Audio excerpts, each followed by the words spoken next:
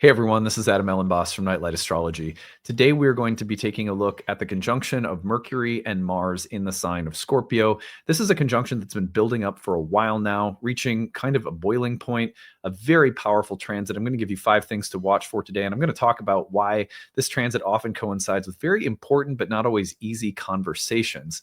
So we'll take a look at that. I'll explain that symbolism for you as well. I will also tell you what's on my altar for this week since it's Monday. And I'm going to do horoscopes for the fixed signs today because you've got this Mercury-Mars conjunction in Scorpio in one of your angular houses. So that will be our agenda for today. Before we get into it, remember to like and subscribe. Click that notification bell for updates whenever we go live or new episodes drop. Share your comments. That helps the algorithm find us. You can find transcripts of any of these daily talks on our website. Of course, that's nightlightastrology.com. This week, I have a new monthly webinar coming up on Thursday evening. If you go to live talks, you will see my talk on the second house. All that grows in our garden is happening this Thursday night from 7 to 9 p.m. Eastern. You get the recording if you can't make it live. If you want to learn more about that money house, where it comes from, all that the ancients thought about it, and how you can learn to read it more sensitively in your own chart, really understand the karma around money in your own chart. That's going to be a really good talk for you. Also, go to Silent Sundays under events. We're hosting a free monthly community meditation gathering once per month on Sundays. You can see the schedule listed. It's free to join. Just click on the link, literally join a Zoom meeting. On Sunday, the 26th, will be our first meeting at 10:30 a.m. If you're looking to add more spiritual depth to your practice of astrology, what I share with my altar every week, considering an altar practice coming to Silent Sundays, I'm trying to provide some more meaningful bridges for people who find this to be a very spiritually relevant part of your life, but maybe are seeking to couple it with a few other practices. So I hope that this will be of service to you. It's free. Hope to see you there. Also, go to courses. Click on first year course. The early bird rate for our year 1 program that begins on November 8th is ending this Friday. So you have still this week to take advantage of the early bird rate for the first year course. There's an informational video at the end of today's talk tagged on to tell you all about the program, everything that you need to know about it. Early bird rates are at the bottom. There's also sliding scale tuition assistance. So if you're someone who'd like to take the program, but you need a little help, maybe exchange rates are high, you're on a fixed limited income, there's a sliding scale there. You need $30 a month.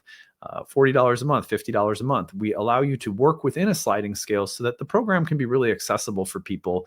We don't want something that is spiritual and we think really important for humans in general to know about to be inaccessible because of things like socioeconomic background. So that's a big part of our mission at Nightlight. Please do take advantage of it. Every day I've been saying something about why I think astrology is valuable and why you might want to consider taking the time to study it in depth in one of our programs. The first year program is the best starting place, obviously. I believe that if people who study astrology, people like myself who practice it, people like yourself who just, it's an important part of your life, it comes from a long tradition, actually, of what I call monks living in the city. Astrologers are really people who use astrology in a mentally saturated urban landscape, meaning your mind is usually pretty active and busy as an everyday part of life. And this language of the heavens allows you to take that intellect and give it something like a daily walking meditation practice. But your walking meditation practice is this moving language of the sky that allows you to see something transcendental reflected in the everyday movements of life in the city. So who are astrologers? We're the monks who still live in the world. We're the monks who still live in the city. And if you want that language to grow deeper, if you want, to find yourself growing in your meditation on life through the language of astrology, studying it at some point is necessary. In my humble opinion, you just can't go as deeply and you can't move to the deepest, richest parts of the practice without a little bit of guidance, without community, without structured learning, a lineage. All of those things I think are really important. So I hope you'll stick around and learn more about the program and consider coming to study with us next month. All right. On that note, it's a big day today. We've got Mercury and Mars conjoining in Scorpio, so let's take a look at it. All right, so here Mercury and Mars are conjoining Monday, October 20th. Now, I want to go back in time because it's actually been a little while in the making. Let's go back just a couple of weeks, and I want you to remember that at the beginning of October, on the 6th, Mercury entered Scorpio, and as soon as it entered Scorpio, it squared Pluto. So that Mercury-Pluto square really meant that as soon as Mercury entered the sign of Scorpio, it was immediately doing some pretty deep, heavy lifting. And that conversation, you may go back and even remember, reflect on what was happening in your life around the beginning of October, some powerful conversations, ideas, thoughts, communication, all amplified as soon as Mercury entered Scorpio. But we said at that time, there was a full moon, you might remember, in Aries. That full moon in Aries was in the bound of Mercury. Well, Mercury is in the bound and sign of Mars. Pluto was in the bound of Mercury. And we said this initial conversation around the full moon at the beginning of October would be intensifying and deepening as Mercury and Mars actually come together in the sky, which they are now doing 2 weeks later on Monday, October 20th, today. So this is a conversation that's been developing. It's an insight that has been building. It's a breakthrough that has been in process and growing really since that full moon at the early part of October. That might give you a little history to work with, might be useful. And I want you to consider that this is also coming in this week, as between today and tomorrow, the new moon in Libra will also form. Now, we're going to be taking some time for that new moon in Libra tomorrow. We're starting off with this Mercury-Mars conjunction today. We'll do the new moon tomorrow. We'll say more about that tomorrow, given that it's a Venus-ruled new moon, and that Venus is in Libra. But it's an important moment to even note right now that as Venus is in Libra, she's also in the bound of Mercury. Mercury and Mars's conversation is very important for, even in a big picture sense, whatever Venus is up to in the next moon cycle. So if that's peace, equality, beauty, dignity, relationships, the conversation between Mercury and Mars right now, pointed as it may be, is really happening in a way on behalf of Venus and a whole Venus-ruled cycle that's coming in tomorrow. So that in mind, I think that we have at least a constructive way of looking at this Mercury-Mars conjunction, which can be rather intense, and thinking to ourselves, well, whatever it is, it's actually maybe trying to facilitate some greater peace, flow, harmony, or connection according to, the upcoming cycle that is Venus ruled, while Venus is in the bound of this Mercury conjoining Mars. So that makes sense. The other thing that's happening really interestingly in the week ahead that we're going to be looking at is this Grand Water Trine that's forming between Mercury, Mars, Saturn, and Jupiter. So there's some layers here that get pretty interesting as the end of October unfolds and we get into our first of the Grand Water Trines. Again, more on that as the week continues. Today, what I want to do is I want to just give you 5 things to watch for, given that these two planets, when they combine, they're very potent. The reason for that is that Mars is in its own rulership, and Mercury and Mars together have a long history of being incisive and explosive mentally, verbally, and emotionally when paired in this sign. So I'm going to give you 5 things to watch for in no particular order that you may notice now, or not even maybe in the last couple of weeks since that full moon, since October 6th, building up to now. So keep that in mind. There might be a little history behind this. Number 1 is the theme of investigation. Investigation could be personal and psychological. It could be professional. It could be within a research field. It could be in a science. But the probing, or trying to get to the bottom of something, trying to understand something that has been unconscious, trying to interpret your dreams, trying to understand the hidden or secretive dynamics of something that has been maybe hard to grasp up until now. Investigation, as well as punctuated moments of a breakthrough in understanding, an ability to, when you reach the point where you can finally explain something to someone else that you yourself have had a hard time understanding, isn't that one of the most remarkable moments? It happens to me all the time when, like we'll be watching a show. It's a silly example, but you'll be watching a show and the plot's a little complicated and me and my wife will be trying to figure it out. And all of a sudden I'll understand what's happening and I'll go, oh, this is what's happening. And I'll explain it. There's such excitement, even in simple, stupid, little mundane moments like that, because all of a sudden, all the puzzle pieces come together. And the investigation and the inquiry and the inquisitiveness and the feeling of grasping at straws, all of it suddenly comes together in a marked moment of clarity. And you have that incisive, I know now, I can wield the power of this understanding through explanation or something like that. So all of these would be very appropriate for the kinds of things that Mercury and Mars signify together. Number 2 would be determination. When Mercury and Mars get together, especially in a fixed water sign like this with a pretty strong Mars in its own domicile, you get that feeling that what you set your mind on, you will do. When you get an idea under a transit like this, there's often a real sense of power, motivation, follow through, stick to itiveness, perseverance that comes with it. So it's a good seeding moment for ideas that require perseverance and determination and hard work. And like, for example, this would be the kind of transit that someone might decide, I'm going to become a journalist, or I'm going to go to medical school, or I'm going to go get a PhD in research chemistry, or whatever the case might be. That kind of mental determination that is either a seeding point, or right now there could be some heroic effort that's needed mentally and emotionally to persevere or stick something through. That's important. So that the moment of mental, intellectual, or emotional determination. Now, the other way that this word could be used is that you determine something. I have determined that, like a moment of incisive determination. This is what I'm going to do. This isn't what I'm going to do. I've determined that this will be the outcome. I've determined that this will be the approach.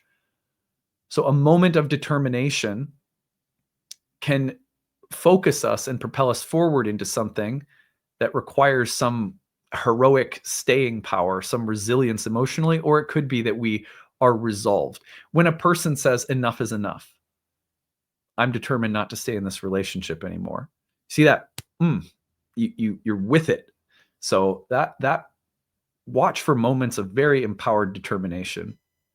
Number 3, words that hurt and words that heal.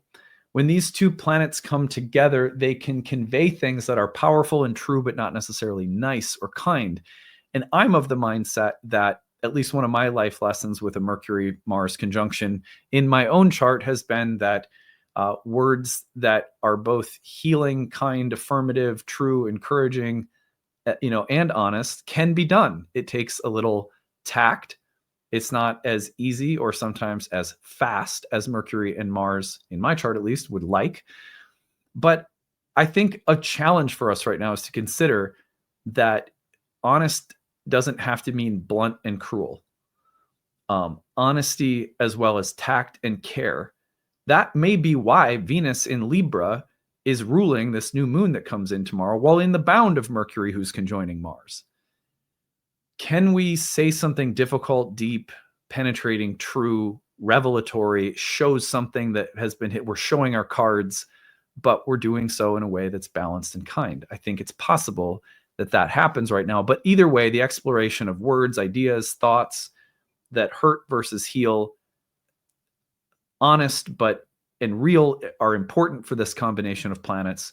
Deep and profound and intense, not artificial, important for these planets, but so too is the idea that the most penetrating, profound things can also be kind and supportive. This is why, by the way, these two planets in the bound of Jupiter, moving into a trine with Jupiter in that maternal nurturing sign of Cancer. The Grand Water Trine coming up suggests that words that hurt, words that heal, thoughts, emotions, actions that have weight behind them can be healing and soft and sensitive, even if there's a great release that needs to happen somehow. And the necessity of it might mean that it's not all easy, but healing can be a part of this. That's the idea. Number 4, an emotional excavation. When Mercury and Mars get together, it's a bit like the kinds of moments that come up in therapy where you go, oh, wow, I didn't realize that this memory was connected to this pattern, or I'm excavating a memory for the first time in a very long time, and I'm realizing how something affected me. So any kind of emotional excavation, getting to the bottom of things emotionally, bringing up things that haven't been fully processed and giving them space to do so. Emotional excavations, very common, very beautiful part of this combination of planets this week. Finally, the Solucio, alchemically. We've been talking about that with the Grand Water Trine. This is a Mercury-Mars conjunction that's moving straight into a Grand Water Trine. The Solucio of so much water in alchemy is basically that hard or rigid things become soft. I would say that one of the benefits is that discovery, research, honesty, deep but necessary conversations may actually profoundly soften us, open us, expand us, take away some rigidity. There's, you know, I've had moments I've been seeing a Jungian therapist for many years now. And I've had moments in therapy where I say things that are really difficult for me to say, even to myself. And then as soon as I say them, I feel it's like, why was I holding that? That wasn't so bad.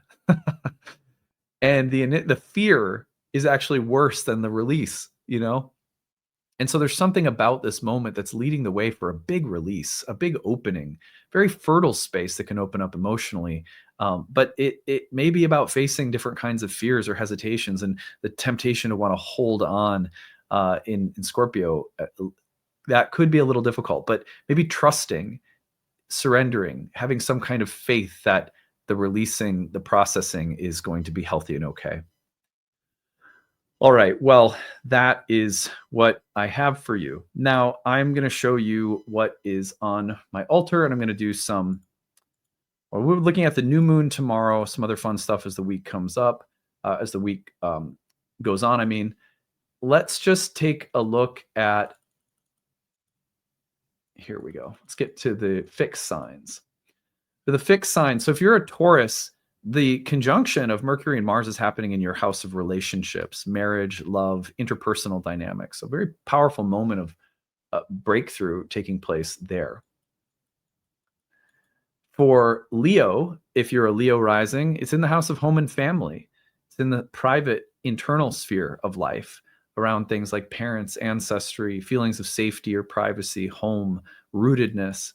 If you are a Scorpio rising, it's happening in your first house. It's coming through you. It's about your own mind, psychology, character. It's about how you speak and move through the world, and how you're growing and changing as a person right now.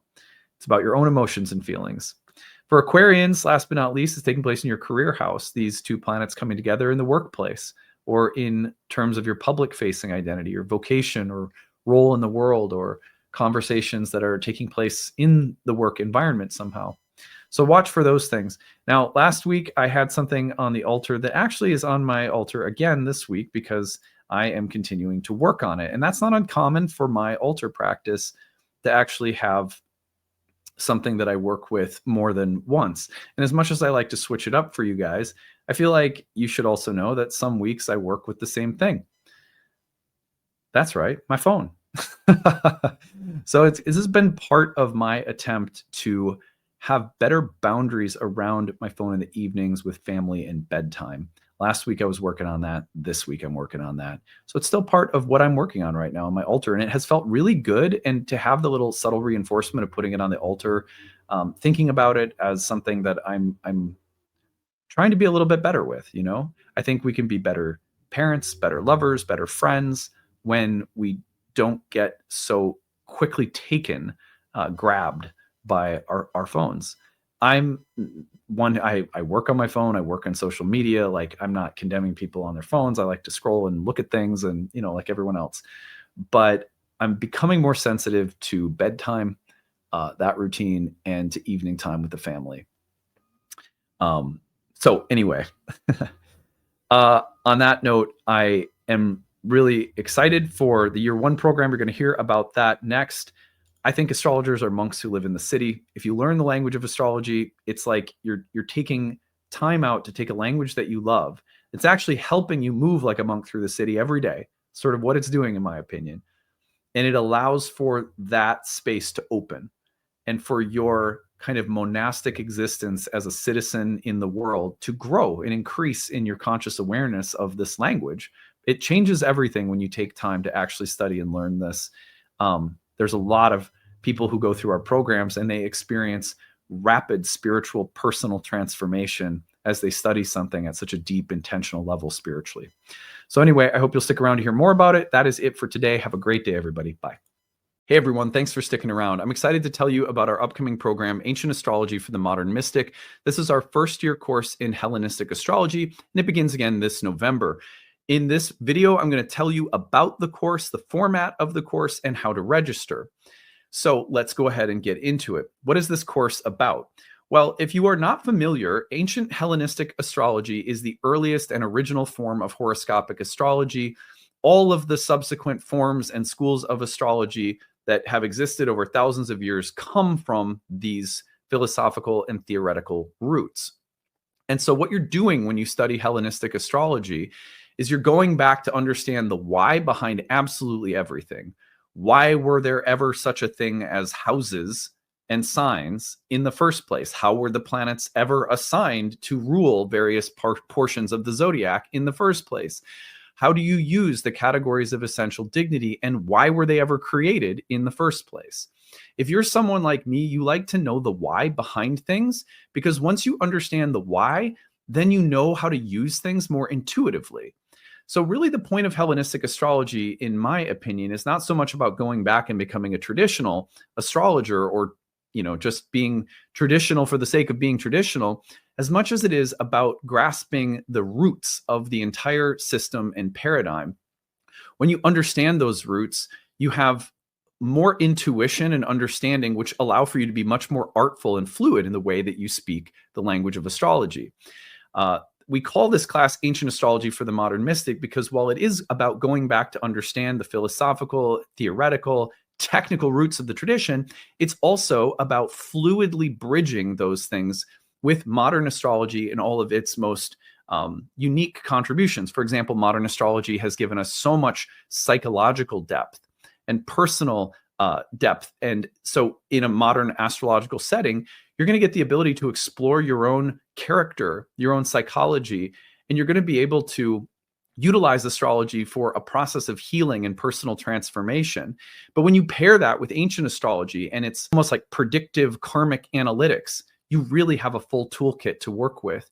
And so that's also a great mission of ours at Nightlight, is to bridge ancient and modern forms, which is why we call the program Ancient Astrology for the Modern Mystic. So that's just a little kind of overview of the program. If you want to know more about the specifics of the curriculum and of the syllabus, what I encourage you to do is go over to nightlightastrology.com, click on the courses page, go to the first year course, scroll down, and you'll see this over 12 months you'll learn about. And here you're going to see more of a detailed breakdown of the curriculum itself. I can promise you that if you've studied astrology in modern context, but you've never gone back to the ancient roots, while some of these topics may look familiar to you and you go, oh, I've already learned about that, unless you've studied them from the Hellenistic perspective, I guarantee that you are not going to be familiar with this content. Hellenistic astrology is mind-blowingly new and interesting for most people. And if you've never studied it, again, don't assume that anything on this list is something you're going to be familiar with. In that way, the program is really ideal for a variety of different people, and I'll say more about that in a second. So what is the format of the course? Let's go to that next. Scroll down and you're going to see that the course includes 30 online webinars that I lead throughout the year. Over the course of a year together, I have 30 classes that are broken into different units of material. In between those classes, we have breakout study sessions with your course director and 2 TAs. They're going to lead you through Q&A sessions and tutoring sessions to make sure that you have a lot of support in between major units of study. In addition, we also have an interactive group forum discussion where you can ask questions year-round and get an answer within a business day in the student forum, where a lot of people also connect and build community. Lots of people in that forum also develop like little meetup groups outside of class. That's very common in all of our programs. It's a very community-loving, warm space where anyone's also welcome. Throughout the course, you're also going to find that for every lesson, if you're just there as a hobby student, you can just listen to the webinars. They're all recorded for you. So if you can't make the live webinars, everything is housed on the website as recordings. I'd say about 40 or 50% of our students are going to be following along at their own pace, whereas the other half might be attending the live webinars. But it's really kind of, if you can attend a few and then one week you got to be gone, the recordings are always there. You have lifetime access to everything in the course, so it's not a big deal. For every lesson as well, if you're someone who wants to go really, really deep, maybe you have the intention to practice professionally, this course is set up with an optional certification exam at the end from our school, from our program. So you can, if you want to build that resume and develop the credentials from our programs, you can do that, but it's optional, so you don't have to. And outside of every lesson, we have recommended reading, we have supplemental bonus content, all of which is optional, but it's there for people who might want a lot more, whereas some people will take the webinars themselves and that'll be plenty. So it's really flexible in that way. Also, this is one program within 4 years of curriculum that are meant to go together. And so most people who come through our first year program will end up taking our second year program, where we develop forecasting and prediction and transit tracking techniques. Our third year program, which is aimed at counseling and psychology. So psychological counseling skills is our third year program. And then the Oracle Within, which is our exploration of the philosophical, spiritual roots of the divinatory oracular tradition of astrology. So there's a lot of material there. We also have another 1-year program in horary astrology for some people who want to add that predictive tool to their toolkit. So there's just a lot of material at Nightlight that this class is actually just one part of, which can be taken standalone, or for some people, they get into it, they're going to love it. You're going to hang out with us for 3 or 4 years worth of content. This program is ideal for a number of different types of students of astrology. I'll say that for starters. So let's see here. I'll stop sharing this. So we have there's a profile of the typical students who come through our courses. One is going to be people who just want a very guided introduction to ancient astrology because you've never had it before. Maybe you're only familiar with modern, and you want that guided, structured approach to learning traditional for the first time. Also, people who are brand new to astrology in general, there's no better place to start than at the roots of the ancient foundations. So whether you're a total beginner or just a beginner to Hellenistic, this is a great place to start. If you are someone who's been around astrology for a long time, but you've never had a guided, structured approach to Hellenistic astrology, again, this is a great place to start. I promise you, Hellenistic is very different than what you're familiar with, and you're going to need a guided and structured approach at some point in time. I also think for people who are looking for a lineage, which means not just a bunch of information, but a practitioner-specific based approach where you get to see a practitioner work with clients. You get to hear how a practitioner has prioritized different techniques and why. You're going to get a structured, spiritually grounded focus at Nightlight as well, where if you're looking for someone who practices astrology but also values grounded everyday spiritual practice, that's Nightlight. If you want a community that's been in the industry for a long time now, this is our 16th year of teaching programs and guiding students through trainings. So all of those things, if they matter to you, this is a great place to study. It's a warm community atmosphere. It's spiritually grounded. It's focused. It's academically rigorous. It's going to provide you the appropriate preparation for practicing professionally, especially if you go through all of our programs. But also for those who are just curious and love astrology for your own personal interests, this is going to be a great place for you to learn and grow and thrive and feel like you have a lot of support around you in the curriculum, the teachers, the community, as you're developing, what might just be a personal interest or spiritual hobby. So that is who it's ideal for. Finally, how you register. You go over to the website. I'm going to take you back there. And it's at the bottom of the first year page. You're going to find that the early bird rate is in effect until October 24th. You can save significantly off the cost of the course when you use the early bird rate, where you can pay in full, or use an early bird installment rate plan. Both are going to save you off significantly off the cost of the course. But also at Nightlight, it has always been our mission to make sure that astrological education is accessible for everyone.